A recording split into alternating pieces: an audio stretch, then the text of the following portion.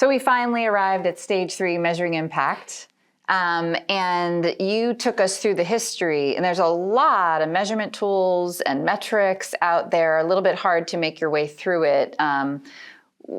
For you, help us understand defining impact measurement and how do you do it at BII? Right, so impact measurement is the process of identifying, quantifying, qualifying, and then reporting on the changes that you're seeing over time to the impact.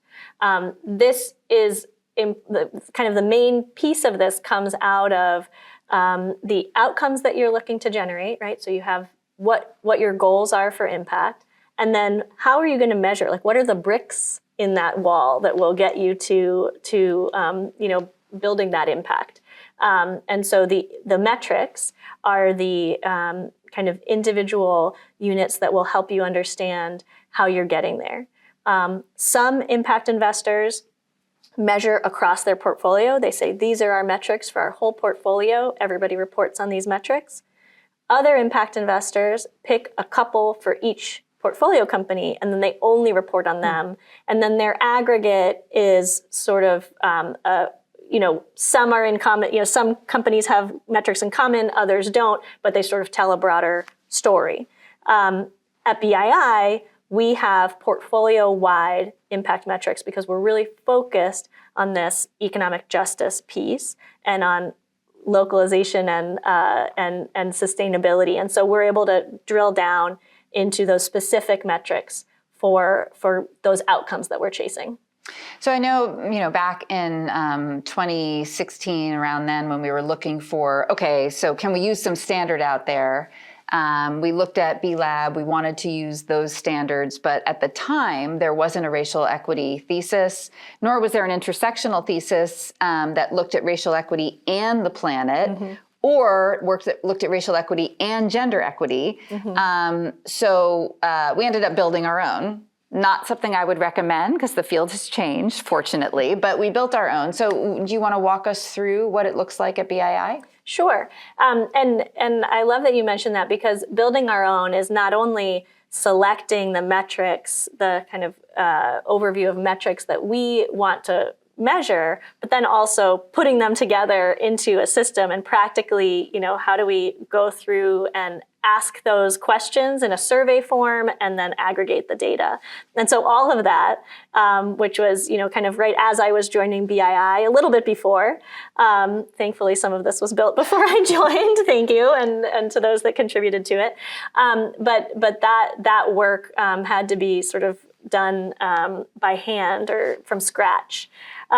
So yeah, as you can see, here we have what we used, which was Google Data Studio, now called Looker Studio. But essentially what we did is we conducted surveys in SurveyMonkey, imported that information into Google Sheets, and then used Google Sheets to bring the data into Google Data Studio to build these visualizations. There are now lots of other tools that one can use and other that are actually specifically focused on impact measurement and management for impact investors. At the time, there were not. So we were doing that. We are now looking at other tools. But I want to walk you through this because I think it's still very helpful. So this is an executive summary. And so you can see these are the highlight, very important metrics that we were measuring and are measuring that are important to us. So we're looking at across different groups, what are the demographics, right? So like you said, we're measuring race, we're measuring gender, we're measuring race and gender together. Imagine intersectionality. Very important though to us, and I'm glad to see that there are now some standards that are coming up and measuring these as well. And then also the local aspect, right? We're a place-based fund. We're focused on community here locally, and so the local aspect was an important piece as well. So you can see here we have, total number of board members across the portfolio. Again, these are metrics across the portfolio, and then you have the breakdown in each of those groups. Another important metric that was something that we thought a lot about and then eventually kind of were able to distill it down into a number, but was capital leveraged by BII investment. So for every dollar that we put in, how much was getting invested afterwards? This data is from our 2021 survey, but that was $9 for every $1 that was put in. It was $9 that was getting invested after the fact. Follow-on capital, additional loans, additional capital being invested, so that's including that, ours. That's that additionality contribution metric that we talked about in the 5 dimensions. Right, and part of that is the ability to catalyze other investors to come in and feel confident in this business as an investable enterprise. Another metric that we didn't track originally, but really thought was important to include here was revenue growth. If we're talking about, I think it's important to not segment out impact from, revenue growth or valuation entirely, because if we're talking about building assets and building wealth for people of color and business owners of color, these are important metrics too, right? They're not totally divorced from each other. And so we found this year that we did the year that we did the survey here, there was revenue growth of 15%. Mind you, this was during COVID. So I think that, our numbers this year will be quite different. I'll just navigate over to one other page, Good Fair Jobs, around compensation. And so we were talking earlier about compensation ratios. That is something that we ask every year, and our businesses report on them. Highest to lowest paid worker, highest paid man to highest paid woman, and average men's pay to average women's pay. And we found the compensation ratios are still quite low. People, which is good. Yeah, which means that there's not a huge difference. The CEOs aren't taking 278 to 1, which was the median, I believe. Right, of US-based companies, I think, right?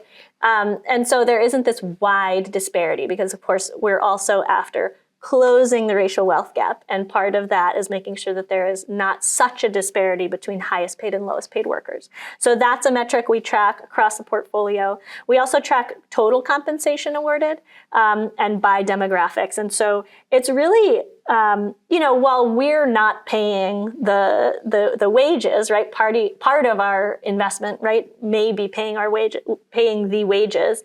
But it's really heartening to see the businesses that we're working with, that we're providing technical assistance to, are growing in a way that can sustain this level of jobs. So this year, it was $29 million paid out in compensation to small businesses in the Boston area, or in Eastern Massachusetts. Felt like, wow, this is really great. Mm-hmm. And then one more piece, the living wage. We look at the living wage by county, which is how the MIT living wage tool is segmented. And so the average living wage by county, given that there are different counties, was $17.27, and average wage paid to workers was $19.84. So that's telling us, on average, employees are being paid above living wage, and then as a whole, 87% of employees are being paid more than living wage.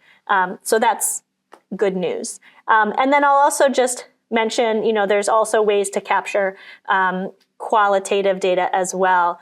So comments that have been left in the survey and kind of paragraphs of feedback and narrative that then we can use and place in storytelling or on our annual report. So you mentioned this was a survey, but you get the data through survey and you go see folks. Can you say more about the interview process? Yes. So we send out the survey, but then we also come and visit you.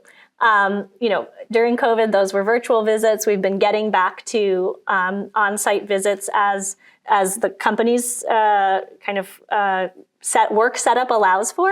But yes, we have on-site visits. We sit down with the companies. We kind of go through their responses to the surveys. In some cases, it's really helping us clarify the data. There might be a question that didn't quite make sense. or a response that didn't quite make sense. But in other times, it's like, oh, hey, I noticed that you're kind of maintaining your level of percentage of employees that are still paid below a living wage. How can we, but your revenues went up. How can we think about, improving this? And like, have you considered, hey, you're actually making more money. Shouldn't your lowest paid workers make more money? And so those are conversations best, that's not an email. That's not I saw your survey and I think you should do this. That is a sit down and meet with people in person and have a conversation. So that's really part of our process. It's built into our documents as well. So just hearkening back to our covenants and the loan documents or investment documents, we also have a part in there that says, we will ask you to do this survey. We need you to do it annually, and we will come and see you, and we need you to be available to us for this annual meeting. And so this is part of the process that's also built into the documents. And I've also heard some entrepreneurs appreciate that, yes, it can be a little bit of a burden at times, but the appreciation of seeing the impact questions and seeing their own data come back to them and having it tracked year over year so they can see, how are they a high road employer? How are they treating their workforce? What is their carbon footprint? Those types of inquiries that matter to them as well. Yeah, we have a few companies that used to, every time they would fill out the survey, they would come back and request a copy of the survey that they had filled out so they could kind of keep it for their records and share it internally. They use it kind of a reporting document to report back to their employees. And this year we implemented a new platform, and it actually has a save your responses, and so they can save their own responses, like download a copy. And several people were like, "Hey, I love being able to download a copy. I'm going to share this with my board. I'm going to share this with our workers." Okay, so once you've collected the data, you've built a system that shows you what it means. What do you do with it? Right. So, the data is really just one piece of it. The numbers are just one piece of it. There's also a whole story to tell about impact, and that's the impact reporting piece. We report impact to all stakeholders, so we report publicly. We also do some individual reporting to investors that require additional reporting. But it's really important to us to have a public-facing report that goes through both storytelling, highlights from the portfolio, and also the numbers. And so I'll just, we include, so this is our impact report from 2021. We include not only the fund, but other work we've done as well. And so that's sort of within my scope, and I put that in here. We're focusing on the fund today. But, we use pictures, videos to really make the impact come alive, because in the end, it's not just quotes, for example, because it's not just about the numbers. It's about the people, it's about the businesses, it's about the communities that are being affected by the investments that we're making. And so here, we have these sort of wins and stories from our portfolio companies. We call them portfolio highlights. We have a few beautiful videos that were actually done by one of the portfolio companies. We have some great quotes that I just love. And then you get to the impact data. And here, we also try to tell a story through the data. So it isn't just like, here's some charts, here's some numbers, take it. We try to kind of create headlines. We try to create stories around the data so that you can make meaning of the data, so that any reader can make meaning of the data. And we try to pick out just like a few salient points and data points so that the reader is not overwhelmed by too many. And we include some financial highlights as well. And then, direct people to check out the individual businesses in our portfolio.